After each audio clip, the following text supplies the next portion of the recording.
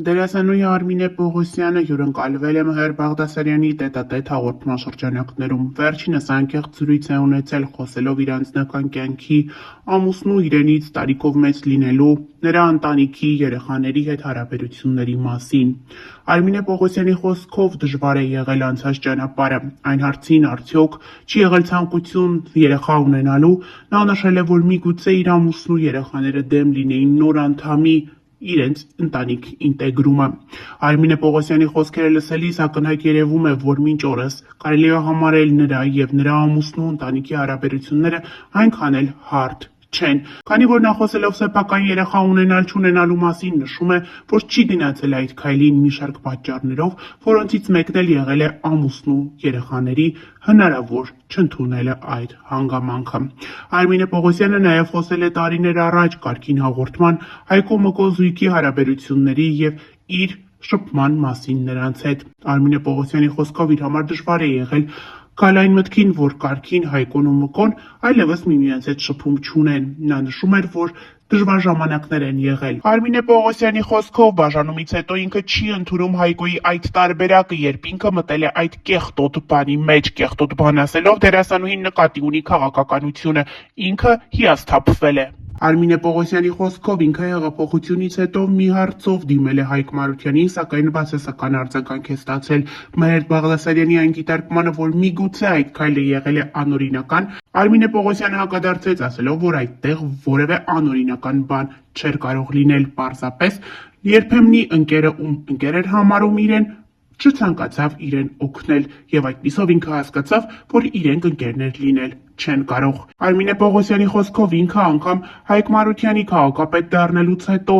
հաղորդագրություն է գրել նրան շնորհավորել այդ առթիվ, սակայն իր հաղորդագրությունը անպատասխան է մնացել։ Վերջինս նաև խոսել է ամիսներ առաջ Մկրտիչ Արզումանյանի մասնակցությամբ տեղի ունեցած աղմկահարույց տեսանյութին, երբ ներկայացման վերջում Նիկոլ Փաշինյանը խոսում էր, իսկ Մկրտիչ Արզումանյանը գլուխը կախ լսում էր նրա խոսքը։ Այս մասին եւս Արմինե Պողոսյանը խոսել է, նշելով, որ ինքը եթե լիներ Մկրտիչ Արզումանյանի փոխարեն գլուխը չէր կախի եւ իր կարծիքը կարտահայտեր։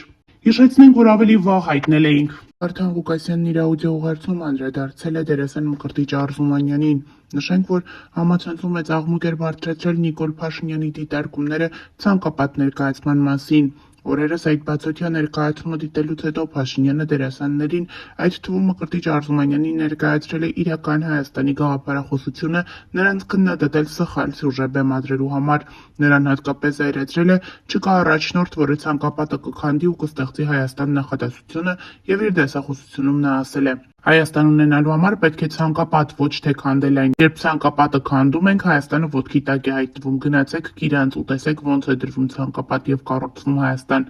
Նա վերլուծում էր պիեսն ու դերասաններին դաս տալիս, իսկ Մկրտիչ Արզումանյանը Մկոն փորձում էր արդարանալ։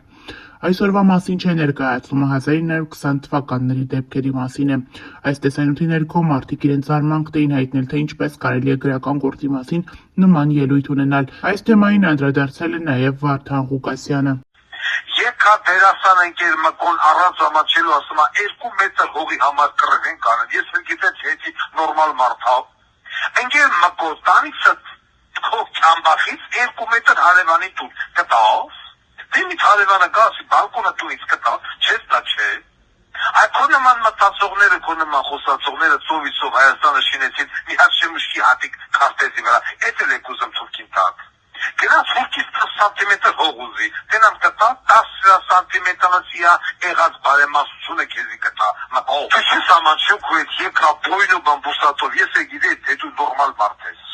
Ու դες մարդիկ դեռ է, որ ասում են 2 մետր հողի համար գնանք արուն տապենք։ Այդ ես չեք դուք խոսում, ես չեք դուք մտածում, ես ինչ ազգ եք դուք դառը, կամ էլ ֆեդերալ նշանակության բորնիկը, որ բանը Էրդողանի գիրկը խփե, դոշի վերային գեպանը Սևանի վրա ծուկա ուտան։ Ամաս էր, իա ազգը կոտորած, երկրի կառավարության գիրկը ղեկավարի գիրկը խփի դոշին ու չգիտեմ նստացի մարդս կարդաց պարտարես գիրկը, հիմա ես եմ կարդում, դրա բայրակթարն էր մեր զինվորներին խաշում ու վառում ու թափում, նա դուք չեք ամանչը, դուք Եսիշ վիշվավքի ծնունդ եք, լավ, մեկը չկա ձեզ բերանը պայքի բաց ինձանից։ Միգրացիոն դատարանի որոշմամբ ԴՕԿ կուսակցության պատվավոր նախագահ Վարդան Ղուկասյանը չի արտահանձնի Հայաստան։ Միևնույն ժամանակ դատարանը գտել է, որ Վարդան Ղուկասյանի կողմից թույլ են տրվել միգրացիոն կարգի խախտումներ, ուստի պետք է լքի ԱՄՆ-ի սահմանները։ Դատարանի վճռի հետ կապված ավելի մանրամասն տեղեկատվություն կտրվի երկուշաբթի փաստաբան պարոն Բաղդասարյանի կողմից մամլո ասուլիսի ընթացքում։ Այս օրերին Վարդան Ղուկասյանը խախտեց լռությունը։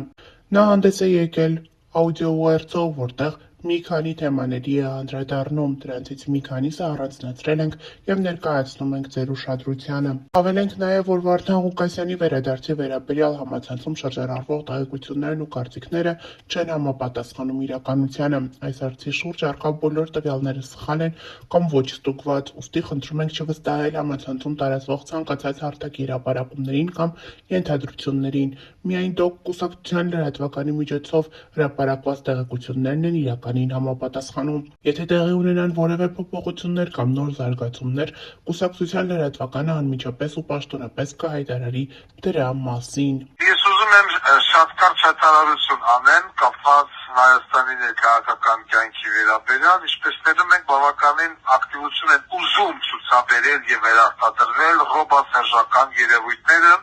որոնք որից 5 տարի ցեմենտ բետոնով պահում են Նիկոլ Փաշինյան Վիժվանսկի աթոռը։ Ուզում եմ հիշեցնել, որ Հայաստանի Հանրապետությունը դա պարլամենտական պետություն է եւ ինչ վիճակի մեջ որ հիմա գտնվում է երկիրը պատասխանատալիս պարլամենտը իր բոլոր դեպուտատներով, ընդդիմադիր թե ոչ ընդդիմադիր։ Այս պարլամենտը հանձնեց Լեռնային Ղարաբաղը։ Այս պարլամենտը 150,000 մարդու շինեց փախստական, ցրեց ամբողջ աշխարհով մեկ։ Այս պարլամենտն ապահովում Նիկոլի աթոռը։ Այս պարլամենտը հանձնեց Կիրանցը եւ այլն եւ այլն եւ այլն։ Այս նույն պարլամենտը կազմակերպվեց հայաքվեն, ինչ-որ սերտիֆիկատով հող էին ուզում պահեին, 50,000 այո ոչ հավաքեցին։ Ցանկացած նորմալ երկրում, եթե դուք ասեք, դուք կողմ եք, որ մենք մեր հողը հանձնենք սրան կամ նրան, մենակ այդ արտահայտության համար ձեզ կդատեն։ Նորմալ երկրում։ Սրանք հելադիա շոու սարքին են ասպրամասպրամներով, այո ոչերով, բագրատեստերով, հանին քայլսրին, բերին ժողովրդին լցին հրապարակի մեջտեղը վերցումասից ցավառեք տներով։ Իա են դաշնակ մաշնակներով, որոնք հել է փողոցներն էին չափում հայր մեր ասելով, խափին, հիմա նորից ուզում են վերարտադրվել։ Հիմա նորից ասում են մեկ նորից ուզում են գանք, 5 տարի նստած եք, ինչ արեցիք, ինչի հասցրեցիք այս երկիրը, Ռոբիկ ու Սերժիկ։